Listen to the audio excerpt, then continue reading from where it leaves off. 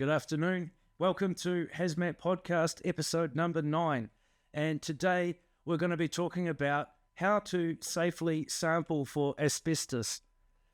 Before we get into that, a lot of people will inquire, hey, how do you guys test for asbestos? And, they're wondering, is there a machine that you use, or do you do a taste test, or can you just tell visually? And in most cases, no, you really have to take a physical sample of the material and have it analysed at a laboratory. And it usually will go under the microscope and be subjected to a range of techniques to verify if it contains asbestos or not. So, number one, you do need a physical sample. Number two, you want to take that sample safely because obviously the material in question may be asbestos containing. And this is a good podcast to give out some advice on how to sample for asbestos as safely as possible. And this is something you can do yourself if you're comfortable. All right, so we're going to look at maybe 4 different areas of sampling in particular. So I'm not going to go through every technique, but I'll certainly go through the techniques that you should be able to do yourself. The first one we'll look at textured ceilings, or they call popcorn ceilings. The next one we'll look at Decramastic roof tiles, how to sample those. And then after that, we'll have a look at cement cladding, so things like sophites or exterior cladding, that type of thing. And lastly, we'll finish with vinyl floors. Those 4 are probably the most common types of material to get tested. So we'll run through those, and we'll give you some advice on the way in terms of how to actually do that. Number 1, let's have a look at the equipment that you need to do an asbestos test safely. I've laid it all out. We'll go through it very quickly, and this is probably the minimum amount of stuff you should need, but you should, with this gear here, be capable of sampling any of those 4 types of materials we just talked about. All right, so we'll start with sample bags. Basically, a plastic, non-damaged bag with a zip type seal is ideal, and we always have 2. The reason is the sample goes into one bag, it's sealed up, and then that bag should go into your second bag. And the reason for that is it gives another layer of protection. If there's a puncture in the bag or any sort of damage in handling or transit, it'll make sure that that sample is safe and won't be at risk of getting airborne. That's that. Now, we also want at least another one on its own or another 2, and I'll explain why shortly. The next thing, a water sprayer. This is going to be your best friend for safe sampling. We want to make sure we always wet the area down before we take a sample from it. And in some of the techniques, like with a vinyl floor, you want to keep wetting it as you take the sample. Now, this can be just a normal garden spray you have at home to water your pot plants. You can get them from the supermarket. This one's a little bit more upmarket. It's a hand pump pressured sprayer, as you can see. But you don't have to have that. And in lieu of any type of sprayer, at least have a water bottle or some method of getting water onto the area that you're going to sample. So that's one. Then in terms of tools, most things you should be able to sample purely with a sharp chisel here or a utility knife, some sort of sharp blade. And I don't think with any of the other materials we're going to look at, I don't think you require sort of really much else. And saying that, we have a hammer. This one has seen better days. And you may need a hammer that's to get through wooden floor or wood sheet layers of flooring that might be on top of the asbestos you want to sample. So that's why we have a hammer, and we'll see if we need it or not. For protection, you're most welcome to use a P3 filtered mask. Now, the idea is when we do the sampling, you shouldn't be generating dust to breathe in anyway. So if it's done correctly, you shouldn't really need a mask. But the idea of the mask is another layer of protection. If something goes wrong, you don't want to breathe in asbestos for reasons we've mentioned in previous videos. So wear a mask. The next thing is in terms of sampling. When we take a sample from an area, we're causing damage to that area. And what we want to do at the end of the sample taking is secure that area and seal it back up. And what I've found best is this is just a tin of spray-on adhesive, so glue. You could use paint, you could use PVA, anything like that, but this is what works for me. You can get this at the hardware store. Spray-on glue. And so we'll go into using that shortly. Disposable alcohol wipes. These are used for cleaning your tools and cleaning your mask and anything else you might need to clean, like your safety glasses, which we'll go into shortly. Disposable baby wipes. These are for your skin. You don't want to use alcohol wipes on your skin. It does tend to sting quite a bit, so these will do the job just as well. So we have some baby wipes here ready. As before mentioned, we've got some safety glasses here.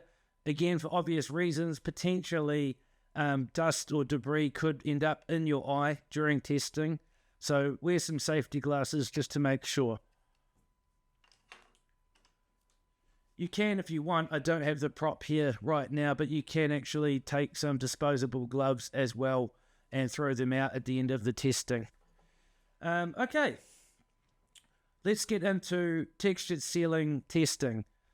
So number one, you've identified that you've got a textured ceiling and you want to know if it has asbestos in it or not. And as we've talked about, you need to take a physical sample. So the first thing to look for, or what I look for, is areas in the house that it may already be damaged, because we're going to be taking a physical sample. If there's a bit of the ceiling that is already flaking off, or there's a hole in it or something like that, you may as well do that area than take a sample from an area that hasn't been disturbed. So what you do is you'll identify where you want to take your sample from using your water sprayer. Oh, actually, before any of that, maybe put a drop sheet down below where you're going to be working. And again, if there any dust or anything comes off, you're going to catch that, be able to clean it up without it getting into the carpet or the flooring. So we've identified the area, we lay the drop sheet, we wet the immediate area we're going to sample, and then essentially we take our sample bag and we'll hold it directly underneath the area we're going to scrape. And then you just take Mr. Chisel and you'll just take a small scraping and the material should go straight into the bag. Once that's done, set your chisel aside, seal the bag, double bag it, then take your adhesive spray and spray the area that you have sampled. We should only need between 1/4 and 1/2 teaspoon of material to have a good analysis. One thing you can do is sample multiple areas to make double sure that you're covering the room thoroughly. It may be the case that asbestos is present in one spot and not another, or vice versa. So you may want to scrape 2-3 different areas within the room that you're testing, and using the same technique. So we've taken the sample, we've sprayed it, it's been sealed back up, just in case it is asbestos. Now we need to clean up. So we'll use our alcohol wipes, wipe down the drop sheet, wipe our gloves if you're using gloves at all, and wipe our mask off. Then use the baby wipes to clean your face and your hands as necessary.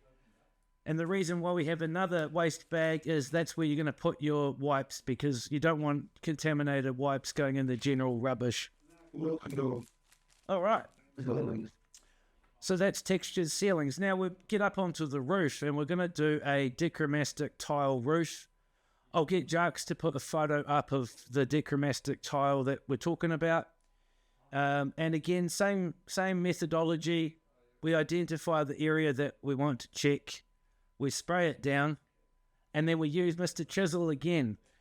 Important thing for Decramastic roofs, you don't need to cut a piece of the roofing off. What do you think might happen if you do cut some roofing material off? The house could potentially leak, so that's not required. Yeah. What we're looking for in a Decramastic roof is the mastic part. The tiles are actually made of metal, and the asbestos can be in the black goo or sometimes white, but in the glue or mastic that holds the grit down on the tile. That's what is important. So you wet that area down, you scrape some off into a bag, you seal the bag up, double bag that, and then apply your adhesive to the area that you've just removed. And the cleanup process will be the same. The other one that's common, as we've talked about, is cement cladding. So you may have exterior cladding on your shed or a soffit or around the house. And we've mentioned where this can be in previous videos, so check those other episodes out, where to find asbestos. Now with cladding, ideally you want to take a piece if you can. And what I'll normally do is I'll walk around the property, and if there's a damaged wall where there's chunks that have already broken off, there's your sample right there. You don't really need to do a lot except wet it and put it down, into a sample bag. If you have to take a sample, the easiest way is, again, to put a drop sheet down, and if you can get underneath it, hold your bag similar to the textured sealing technique and actually just scrape some off without puncturing the cladding itself, if it's possible. And again, we're looking for, in this case, maybe 1/4 of a teaspoon, maybe slightly less. You don't need a lot of material for that kind of sampling. Yeah, and then again, spray the area you've disturbed just to make sure it's sealed up, and sample up your bag appropriately. And the cleanup process is the same again. That brings us, I think, now to vinyl floors and our potential need for Mr. Hammer. We've talked previously about having multiple layers of vinyl flooring in a home.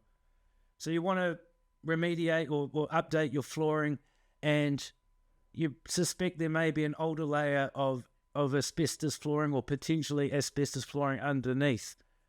So in this case, we're going to find the area we want to use. Again, looking for a damaged area first if possible, or an area out of eyesight in a cupboard or something like that.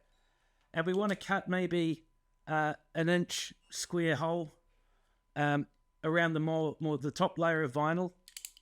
Keep wetting it with the sprayer. Use your chisel to chisel that up. Now, once you've got that piece of material, you'll be able to tell pretty quickly if there's a board underneath that, because as I was explaining, there may be a original vinyl, board over, and then the new vinyl. So you've just taken the top layer off, and now we need to puncture the board to get to the bottom layer. So if that is the case, put your top layer in a bag, then you take your sharp chisel, and within that rectangle or square that you've just cut, you're then going to dig through that, ideally with the hammer if required, and you're going to cut a hole out of that board. Once that board's up and out, now you can take your second sample of vinyl, which could be the asbestos containing layer, and bag that up. You can add it to the first sample, because if either sample is asbestos containing, then that floor will be treated as an asbestos floor. Yeah, so I think that really covers it for now. We're going to talk about the actual testing of asbestos and analysing samples to figure out if they're containing or not on a later episode. But this one is to give you some handy tips of how to actually take samples yourself in a safer manner as possible. So I think we'll leave it at that today. Thank you for coming on, and we'll look forward to seeing you again in episode 10. But for now, I'm Chris from HazMat, and thank you for joining us.